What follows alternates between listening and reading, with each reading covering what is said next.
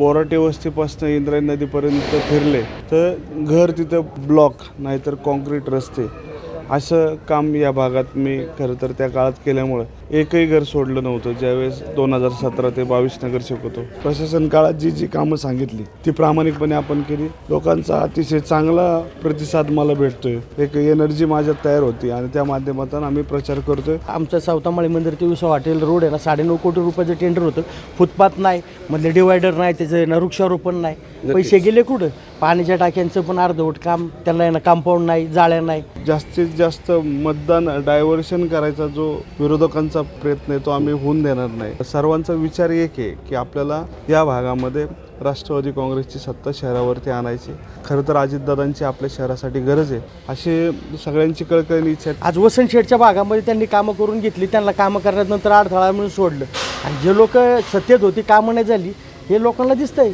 विकासच नाही 10 वर्ष नाहीच झाला. आमच्या भागात शिव रोडच्या पलीकडे आले तर तुम्ही पहा, आज ना अश्विनीताई सारख्या नगरसेविका किंवा रुपालीताई सारख्या ना ज्या नगरसेविका आहे किंवा आतिश बारणे असेल, कविताताई आल्या असेल, आम्ही सर्व त्यांचं नेतृत्व कामांनी करतोय. कामांचा विकासच दिसतोय ना या भागात, त्यांच्या भागात. म्हणजे प्रचारासाठीच माणसं मिळत नाहीत. हा आता हे सगळे आले प्रेमापोटी उभी राहिलेले लोक आहे, त्यांना फोन करायला लागतात. जेवणावळे यांचे ना हे करायला लागायला लागले. हे कशामुळे आहे ना.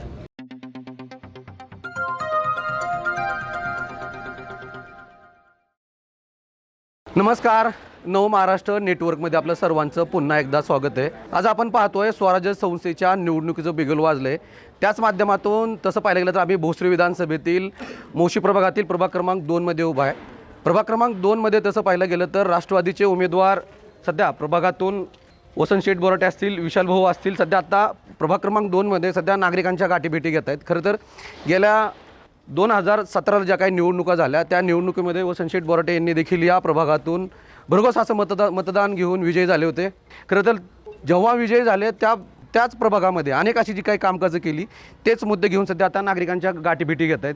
भाऊ काय सांगाल? खरं तर तुम्ही आता नागरिकांच्या गाठीभेटी घेत आहे, कसा प्रतिसाद आहे? प्रतिसाद अतिशय चांगला आहे. जो नागरिकांनी माझ्यावरती विश्वास ठेवला होता त्या विश्वासावरती ठाम राहून प्रत्येकाशी वैयक्तिक कामं असतील, जी कॉमन रस्त्यांची कामं असतील, ब्लॉक्स असतील, तुम्ही जर बोराटे वस्तीपासून इंद्रायणी नदीपर्यंत फिरले तर घर तिथं ब्लॉक नाहीतर कॉन्क्रीट रस्ते असं काम या भागात मी खरं तर त्या काळात केल्यामुळं एकही घर सोडलं नव्हतं. ज्यावेळेस 2017 ते 22 नगरसेवक होतो, मधला प्रशासन काळ हा 4 वर्षाचा होता. तरीसुद्धा लोकांनी प्रशासन काळात जी जी कामं सांगितली ती प्रामाणिकपणे आपण केली. लोकांचा अतिशय चांगला प्रतिसाद मला भेटतोय. एक एनर्जी माझ्यात तयार होती आणि त्या माध्यमातून आम्ही प्रचार करतोय. आता नव्यानं जो आमचा पॅनल थोड्याच दिवसात जाहीर होईल, विशाल भाऊ असतील, रुपालीताई असतील, त्यानंतर अश्विनीताई असतील, कविताताई असतील, ह्या अनेक इच्छुक आमच्या पक्षातून इच्छुक आहेत. तर येणाऱ्या 2-3 दिवसात पॅनल आमचा जाहीर होईल आणि अजून सगळी एकत्र जोमाने आम्ही कामाला सुरुवात करतो. खरं तर तसं बघायला गेलं तर म्हणजे आपली मोशी भागातली ट्रॅफिक कोंडी खूप मोठी समस्या आहे. अनेक परिसरातले DP रस्ते प्रलंबित आहेत. खरं तर ते सध्या होणं गरजेचं आहे. याच्यासाठी सुद्धा पाठपुरावा तुम्ही अनेक वेळा केला, काय सांगाल? पुणे नाशिक हायवेमुळं खरं तर शहराच्या जे एंट्री आहे ती मोशी असल्यामुळं या भागामध्ये जो कनेक्टेड क्राऊड आहे तो चाकण MIDCला जास्त राहिला असल्यामुळं या भागात जास्त गर्दी होती. परंतु आता आम्ही असा एक नवीन व्हिजन प्लॅन तयार करतो आहे की जेणेकरून आपण हायवेच्या कामाची वाट न पाहता आपण इंटरनली जे DP रस्ते ते इंद्रायणी नदी, मोई कुरोळे असाला किंवा डुडुळगाव या भागातनं आळंदी कनेक्टेड, जेणेकरून हायवे रस्त्यावरती लोड जर नाही आला तर निश्चित या भागाची ट्रॅफिक कमी होईल. आम्ही रिव्हर रेसिडेन्सी असेल तसंच स्वराज रेसिडेन्सी असेल, त्यानंतर इकडं डुडुळगावचं असेल, ह्याची मागं तुम्ही पाहिलं की अजितदादांना वारंवार आम्ही प्रभाग 2मधले सर्व राष्ट्रवादी काँग्रेसचे पदाधिकारी करतो आहे. तर निश्चित हे काम ट्रॅफिकच्या समस्येवरती खूप काम आम्हाला करावं लागणार आहे. कुठली गोष्ट आज बोलल्यानंतर लगेच होईल असं काही नाही, पण आश्वासन नाही तर प्लॅनिंग केल्यानंतर कुठलंही आश्वासन सक्सेस होतं. अशा पद्धतीने आम्ही काम करतो. शेतकऱ्यांना सुद्धा विश्वासात घेऊन हे DP रस्ते प्रलंबित करणं गरजेचं आहे. आता शेतकऱ्यांचा विषय नाही आहे त्यामध्ये. खरं तर आपल्याला नदी क्रॉस करून ब्रिज टाकायचा. त्यामुळं आपल्या राज्याचे उपमुख्यमंत्री माननीय अजितदादा पवार असतील, अजित भाऊ गव्हाणे असतील, माजी आमदार विलास लांडे पाटील असतील, यांच्या माध्यमातून आम्ही जेवढे आमच्या प्रभागातले सगळे इच्छुक त्यांना भेटलो आणि ज्या ज्या मागण्या समजा चिखली जाधववाडीच्या परिसरातील असतील विशाल भाऊंनी मांडल्या आणि खरं तर एक प्लॅन खरं तर आम्ही इतका छान दादांना दिला आहे मागच्या 2 महिन्यापूर्वी. त्यामध्ये रिव्हर रेसिडेन्सीपासून डायरेक्ट मोळीसाठी कनेक्टेड एक 18 मीटर रस्ता आणि नदीवरती ओव्हरब्रिज करावा.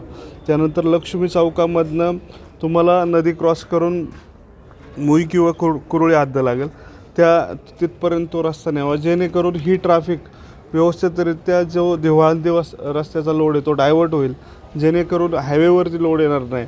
आणि जो क्राऊड चरवली डोडोळगाव ह्या भागातून येतो आहे त्यांना डोडोळगाव मार्गे आळंदी केळगाव या ठिकाणी जो ब्रिज अर्धवट पडलेला आहे अनेक वर्षापासून त्याचा पाठपुरावा आम्ही केलेला आहे. त्यामुळं नक्की ट्रॅफिक हा विषय खूप गहन आहे. आणि जर तुम्ही पाहताय आता जरी आपल्याला कुठलं टाईम शेड्यूल मॅच होत नाही, आपल्याला भोसरीला जायचं असेल किंवा पिंपरीला जायचं असेल हायवे मार्गे, तर हे कुठेही शक्य नाही. तर असं उत्साहात खरं तर तसं बघायला जर गेलं तर प्रभाग क्रमांक 2मधून किंवा मुशी भागातून टॉप नगरसेवक म्हणून तुमची ओळख आहे. खरं तर सध्या आता महाविकास आघाडी होत नाही आहे.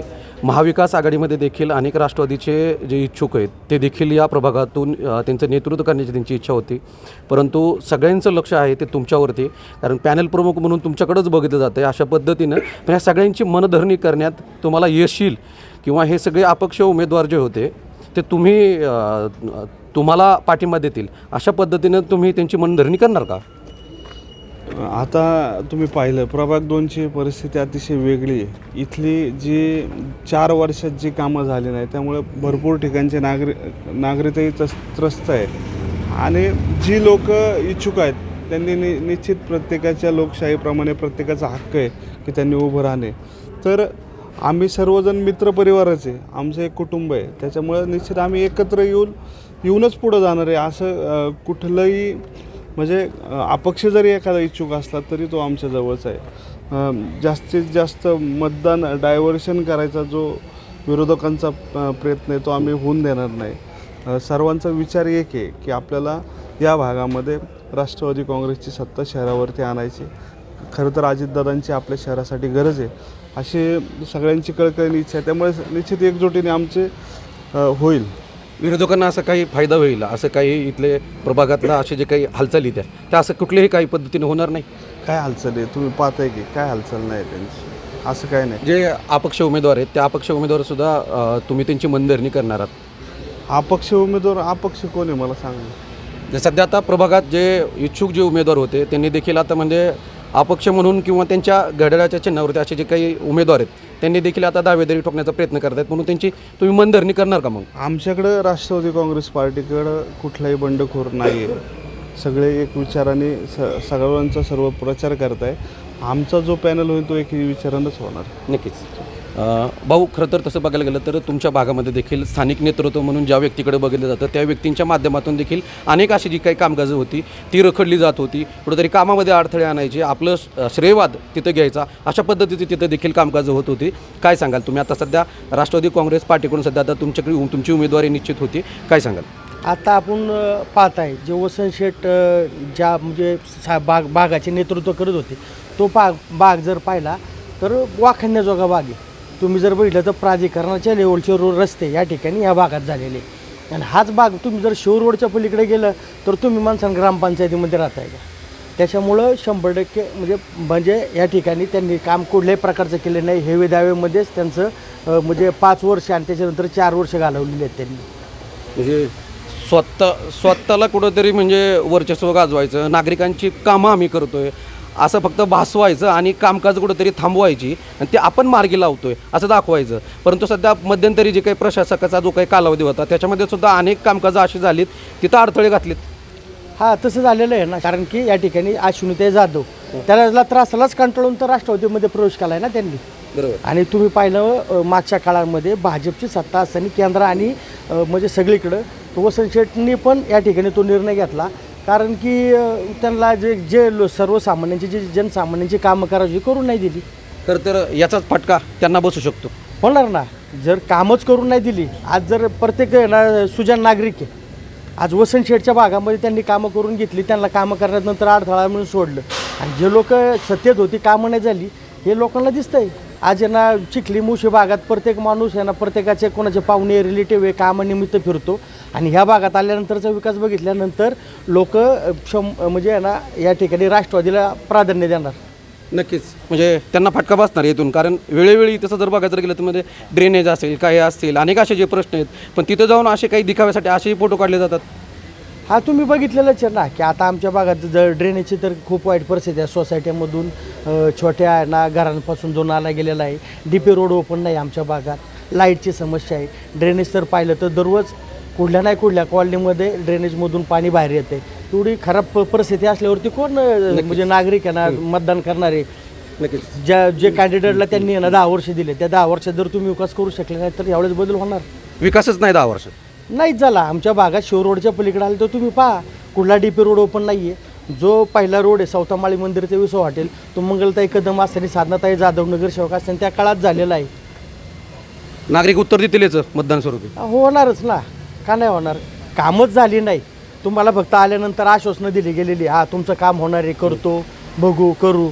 आणि आश्वासनाचं गाजर दाखवलं, हा तुम्हाला फक्त कार्यक्रमामध्ये थांबवलं. मग मतदान स्वरूपी सुद्धा नागरिक त्यांना मग ते देतील. होणार ना. आता जर तुम्ही परिस्थिती बघितली तर आता आहे ना सगळ्यांचे प्रचार चालू आहे. प्रत्येकजण आज आम्ही सुद्धा आहे ना सगळे राष्ट्रवादी काँग्रेसचे म्हणजे जे कार्यकर्ते प्रत्येकजण फिरतोय घरोघरी, प्रत्येकाच्या पद्धतीने काम करतोय. आणि ज्याला तिकडे स्थानिक नेतृत्वावरती तिथं रोष निर्माण केला जातोय नागरिकांकडून. झालेलाच आहे ना, रोष निर्माण झालेला आहे. नाही ते इथून मागं जर पाहिलं तर त्यांच्या बाजूनी जो मत प्रभाव होता, लोकांचा प्रभाव, आता फोन करून बोलवायला लागतात लोक तरी आहे ना. बरोबर, म्हणजे प्रचारासाठीच माणसं मिळत नाहीत. हा आता हे सगळे आले प्रेमापोटी उभी राहिलेले लोक आहे, त्यांना फोन करायला लागतात. जेवणावळे यांचे ना हे करायला लागायला लागले, हे कशामुळे आहे ना. नक्कीच, म्हणजे मतदारांची तुम्ही जर म्हणजे प्रभागातला विकास जर केला तर तुमच्यावरती ही वेळ आली नसती. हा तसंच आहे ना. आज आहे ना मी वसंत शेठ बरोबर आम्ही का जोडलो गेलो सगळे.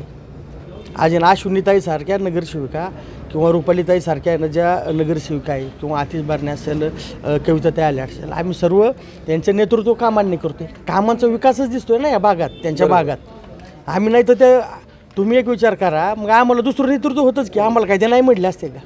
बरोबर, माणूस चांगल्या माणसाकडेच जातो ना. बरोबर. उद्याच्याला समजा आज आहे ना माझ्याबरोबर हा कार्यकर्ता काम करतोय आणि त्या माझ्याकडे काम घेऊन आला, त्याचं कामच होणार नसेल तर मग आम्ही जे माणसाकडे काम होणार त्या माणसाकडेच काम करणार. नक्कीच. खरं तर म्हणजे आता शेवटचा प्रश्न घेतो, म्हणजे हे अनेक असे जे काही भ्रष्टाचाराचे आरोप असतील किंवा प्रभागातली जी काही कामकाजावरती अडथळे केले असतील, येणाऱ्या काही दिवसांमध्ये हे सगळं चित्र जे आहे ते स्पष्ट होईल आणि नागरिकांना सुद्धा स्पष्ट होईल की बाबा हे कशा पद्धतीचे अडथळे करत होते. हा होणार ना, कारण की आज तुम्ही बघताय रामायण मैदान असेल 33 कोटी रुपये मंजूर झाले. आज त्या ठिकाणी कुठल्याही प्रकारची डेव्हलपमेंट नाही आहे. गार्डनची म्हणजे ना तळे गार्डन असेल, DP रोड असतील. आज आमचं सावतामाळी मंदिर ते विसो हॉटेल रोड आहे ना 9.5 कोटी रुपयाचं टेंडर होतं. फुटपाथ नाही, मधले डिवायडर नाही, त्याचं ना वृक्षारोपण नाही. पैसे गेले कुठं. पाण्याच्या टाक्यांचं पण अर्धवट काम, त्यांना ना कंपाऊंड नाही, जाळ्या नाही. तुम्हाला ह्या प्रश्नावर भ्रष्टाचार झाला तिथं. झालेलंच आहे ना. झाला असतं तर त्या ठिकाणी कंपाऊंड दिसला असतं तुम्हाला, तिथं सिक्युरिटी गार्ड दिसला असता. स्थानिक नेतृत्वाने भ्रष्टाचार केला म्हणायला लागेल, त्यांच्या अधिकाऱ्यांना विचारायला लागेल ना प्रश्न. अधिकारी सांगू शकतात ना कुणी आहे ना हे कामं का नाही झाली.